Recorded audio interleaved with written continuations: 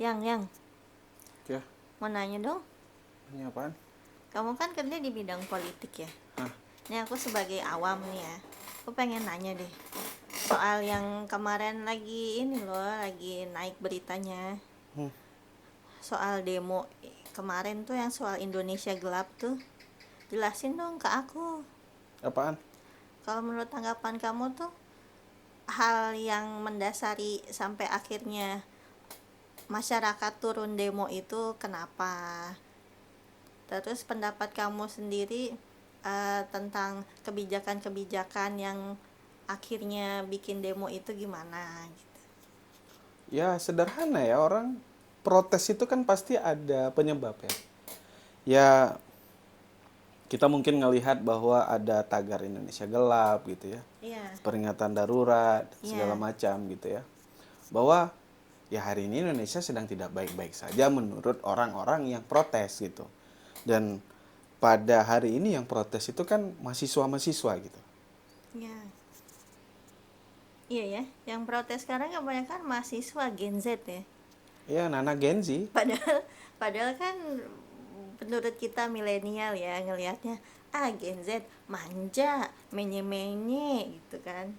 Loh ternyata justru yang lantang menyuarakan suara rakyat itu ternyata mereka ya yang kita pandang sebelumnya manja. Ya, ini kan cuman perbedaan soal sudut pandang doang gitu.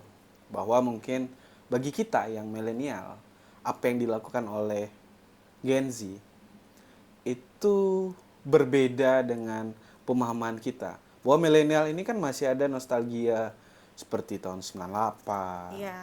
yang mahasiswa itu protes itu harus dengan gagah, berani, Iya, serius, sering eh, bawa in- toa gitu bawa kan. toa, berintelektual gitu. Tapi hari ini, kalau menurutku, pesan yang dilakukan oleh anak-anak Gen Z itu sebetulnya poinnya sama. Terlepas dari cara mereka mengekspresikan kritikan ya. Kesan mungkin kayak kita, oh ini cuma pengen viral doang dan segala. Tapi apa yang disampaikan oleh anak-anak Gen Z itu menurutku betul-betul ya dibutuhkan. Betul. Anak Gen Z yang kita anggap menye-menye dan segala macam, ya hari ini mereka berada di posisi itu. Iya. Bahwa yang kuliah hari ini itu rata-rata anak-anak 98 ke atas kan gitu. Generasi kita anak-anak milenial itu rata-rata udah masuk di fase kerja. Yang boro-boro ngurusin politik gitu. Ngurusin keluarganya, istrinya, anaknya itu udah bikin pusing gitu. Betul. Mereka padahal kita milenial ya ikut terdampak besar, cuman mungkin kita nggak punya waktu dan tenaga lagi ya untuk ikut turun ke jalan gitu. Mungkin ada, tapi mungkin yang ada privilege gitu, sementara kan yang lain lebih memprioritaskan isi perut ya, kerja gitu. Jadi sebenarnya kita berterima kasih sama adik-adik kita ya, Ya berterima mewakili kasih gitu kita ya. menyuarakan. Benar. Dan mereka apa yang mereka bawa di demo itu juga daging ya, apa yang Ya selama ini berisi jadi. kan apa yang Iya. disampaikan. Ada yang mereka menampilkan kutipan isi tweetnya Prabowo saat Iya. dia bertarung melawan kezaliman dan segala macam gitu. Iya, iya, iya. Iya.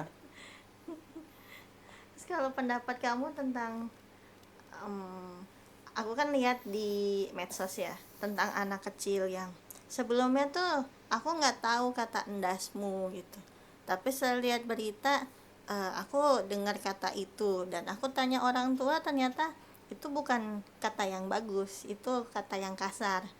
Kok sekelas pejabat publik gitu kayaknya kurang pantas sih untuk berbicara seperti itu depan halayak umum gitu, bukannya Iya. harusnya mereka jadi contoh ya.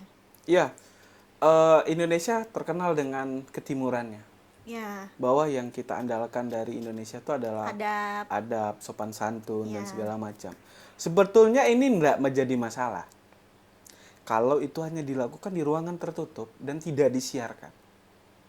Mau presiden, mau siapapun yang ngomong kasar dan tanda kutip, tapi di forumnya sendiri, tidak dibuat untuk publik dan segala macam, itu nggak ada problem. Tapi yang menjadi persoalan, bahwa presiden yang seharusnya menjadi contoh, ya kan? Ya. Ya presiden kita ini kan terkenal dengan spontanitas. Uhuy. Ya, beliau ini kan terkenal dengan tidak tidak seperti politisi yang berputar-putar, tapi dia mengutarakan itu. Tapi dalam konteks ndasmu itu seharusnya tidak dilakukan oleh seorang presiden. Gitu. Iya kan? Bahwa meskipun lah konteksnya itu untuk mengkritisi orang-orang yang mengkritisinya gitu.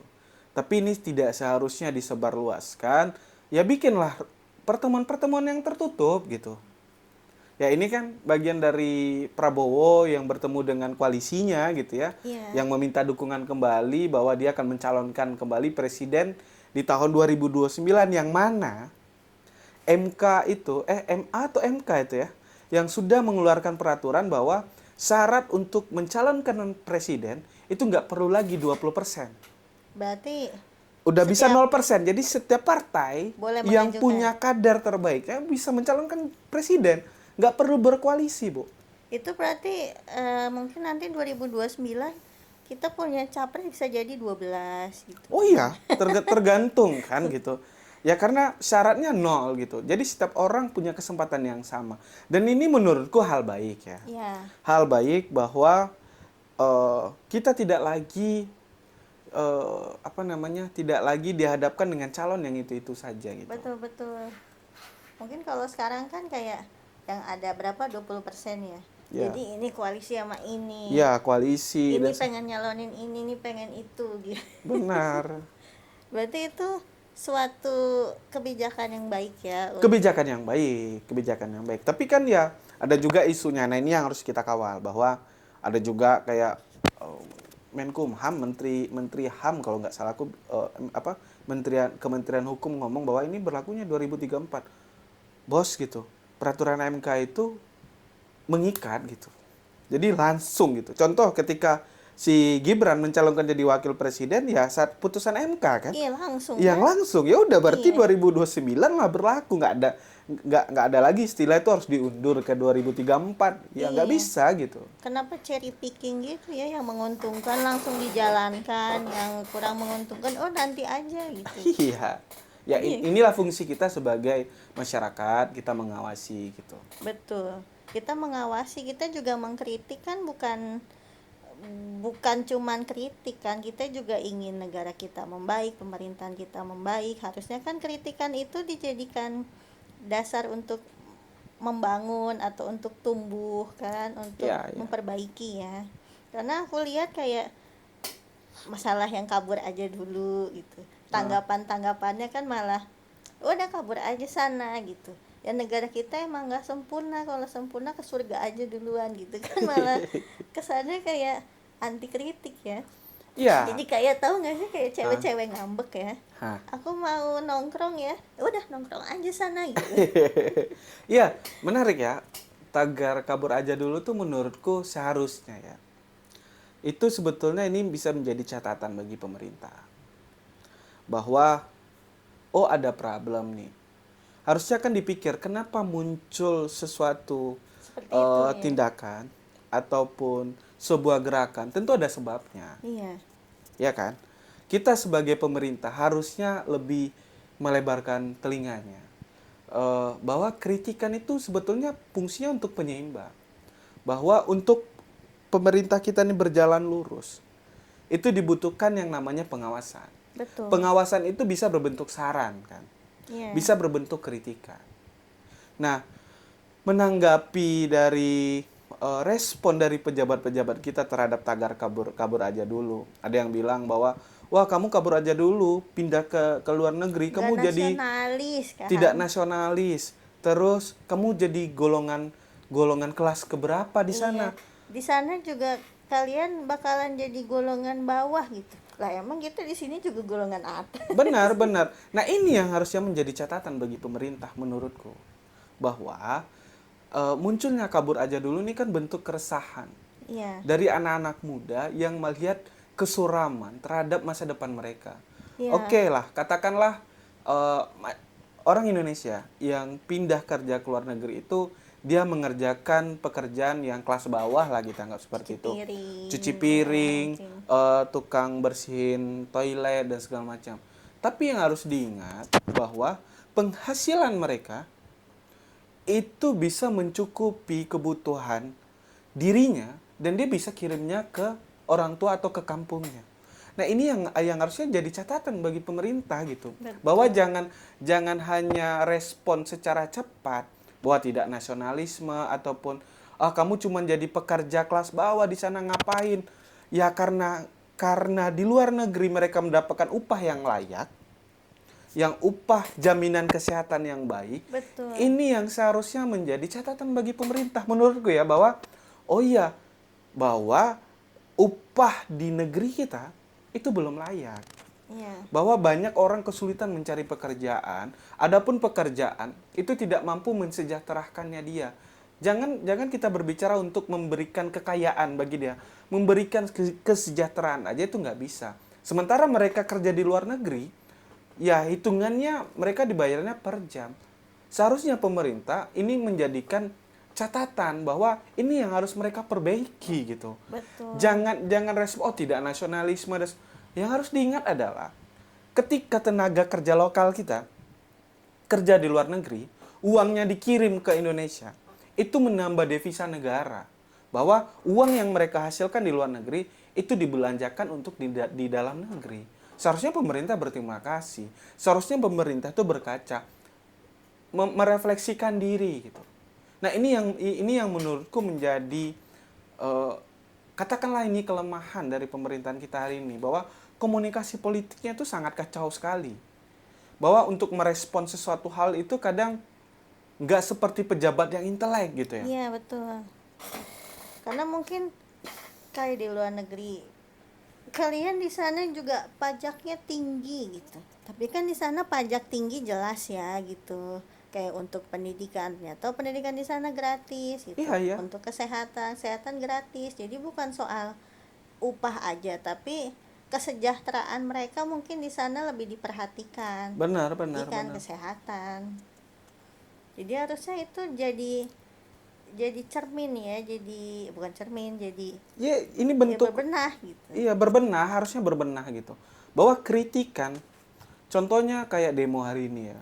Demo hari ini tuh kan bentuk Indonesia gelap, malah diasumsikan itu hal-hal yang buruk, yang rasial gitu. Ya, hari ini kritik Indonesia gelap tuh menurutku relatable gitu. Kenapa? Bahwa Presiden Prabowo itu baru dilantik Oktober. Iya. Oktober kan. Berarti masuk Februari ini baru beberapa bulan dilantik. Tapi sudah banyak kebijakan-kebijakan yang menurut masyarakat itu bermasalah. Contoh, Betul. kenaikan PPN 12%. Iya. Itu kan tiba-tiba dinaikin, terus timbul gejolak dari masyarakat, akhirnya dibatalin. Iya. Ya kan? Betul. Terus ada lagi kebijakan Gas. kelangkaan gas LPG 3 kilo. Iya. Timbul gejolak, timbul masalah, dibatalin lagi. Jadi seolah-olah pemerintah ini tidak mengkaji dalam membuat kebijakan ini, ataupun tidak berpikir secara matang. Katakanlah matang mungkin ya, tapi maksudnya baik, aku nangkap baik. PPN 12%, seperti gas 3 kilo yang hari ini ya ada monopoli loh gitu. Bahwa harga yang seharusnya didapatkan oleh masyarakat itu dinaikin sama maklar-maklar yang ada yang memainkan itu. Fungsinya bagus. Tapi ini nggak bisa langsung secara masif gitu. Nggak bisa langsung blam, oh aku kepikiran bikin kebijakan, langsung aku terapin. Enggak. Iya. Dia harus test case dulu. Dikaji Dia harus dulu. bangun inkubasi dulu gitu. Bahwa diuji dulu nih kira-kira ketika dia mengeluarkan kebijakan ini efeknya apaan. Betul, harusnya ya. Harus ada kebijakan yang matang menurutku. Terus kalau kamu lihat di media sosial juga isu pemangkasan anggaran, efisiensi Iya. anggaran. Ini kan menjadi pertanyaan bagi masyarakat bahwa di saat negara membuat efisiensi anggaran, tiba-tiba banyak diangkat staf khusus. Deddy Corbuzier contohnya kan, diangkat staf khusus gitu. Ya meskipun Deddy bilang dia nggak akan ngambil gajinya, ini kan bukan persoalan dia doang gitu. Jadi kalau Terus masalah saya nggak ngambil gajinya, ya sekalian aja tolak jabatannya ya. Iya, betul. Terus ada lagi retreat kepala daerah. Iya. Iya, Prabowo kan udah 2 kali bikin retreat ya. Pertama untuk menteri, yang kedua untuk kepala daerah. Ini kan menimbulkan gejolak lagi di masyarakat. Menurutku yang menjadi PR dari pemerintahan sekarang adalah edukasi. Kenapa sih dibikin retreat? Iya. Ya kan? Manfaatnya apa? Iya, Ini harus betul. dijelasin sama masyarakat. Anggarannya dari sini, bukan meresponnya dengan sinis gitu. Terus efisiensi anggaran. Tujuannya kenapa sih gitu? Iya. Nah, ini kan yang aku baca di Tempo. Itu hampir 20 juta 20 miliar miliar dolar dolar Amerika itu. Itu untuk pendanaan dari makan bergizi gratis. Terus kalau nggak salah aku sekitar 600 lebih ya. 600 lebih itu separuh-separuhnya dibagi untuk makan bergizi gratis, yang kedua untuk Danantara. Nah, Danantara ini kan presiden itu pengen meniru seperti Temaseknya Singapura. Tapi yang harus dia ingat adalah Tempo atau Kompas gitu yang aku baca ya, bahwa ini untuk mengaudit Danantara ini ke depan, ya. Iya. Ini harus KPK dan BPKRI itu harus izin DPR dulu. Yang harus kamu ingat adalah bahwa hari ini kan koalisi itu gemuk banget. Betul. Ya kan? Gimana masyarakat bisa trust dengan Iya. dengan pengawasan yang dilakukan oleh legislatif yang hari ini menurutku justru lucu bahwa ketika sistem presidensial bahwa kekuasaan eksekutif itu diawasi oleh legislatif kan. Nah, yang lucu koalisi, itulah jeleknya koalisi menurutku ya. Bahwa koalisi hari ini itu juga berlaku koalisi di legislatif. Sehingga fungsi dari legislatif untuk mengawasi ini tidak terlaksana gitu. Betul. Nah, ini yang menjadi problem. Ya hari ini yang oposisi cuma PDIP. Itu pun nggak jelas dia oposisi atau enggak gitu. Yang lebih lucu kan kasusnya PDI mengeluarkan surat dari